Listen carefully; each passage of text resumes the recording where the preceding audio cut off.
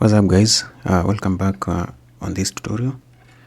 I want to show you how to restore the location of a desktop folder that has been accidentally been moved to OneDrive or any other location. So if you right click here and create a folder, and then you try to check the properties of this folder, you can see it indicates that the location is on the D drive.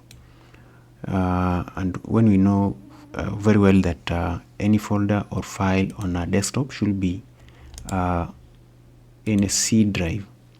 So in order to fix that, just open up a file explorer and then go to desktop on your right hand side.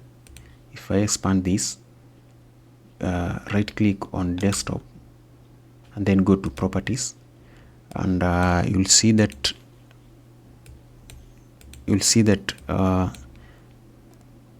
go to location tab, and then you'll see now the full folder URL where it's stored. It's in OneDrive. So in order to fix this, we are going to click on restore to default, and you can see this now the default this is the default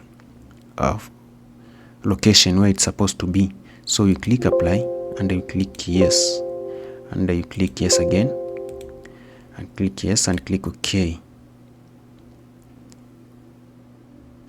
Now if I right click on this again, you can see the location has actually changed back to the default.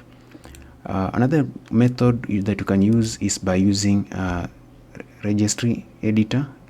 Just type registry editor, or you can also right click on the window icon and click run, and then type regedit and go click yes.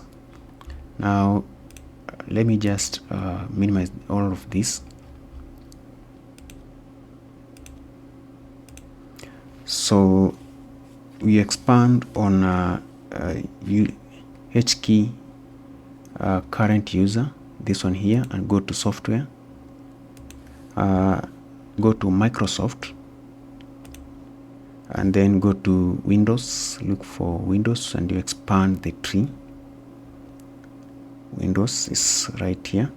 Then you expand on current version, then expand on Explorer.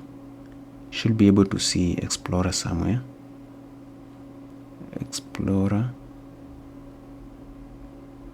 Oh, so Explorer you expand, then go to user shell. User shell folder is right here.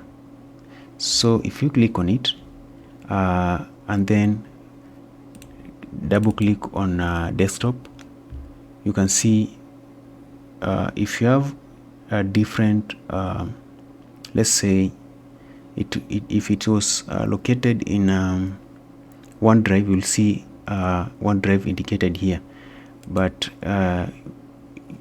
now you can type in this code here, that is percentage user profiles, percentage again, then / and desktop, and then you click OK, and that way you'll set or sort out your issue.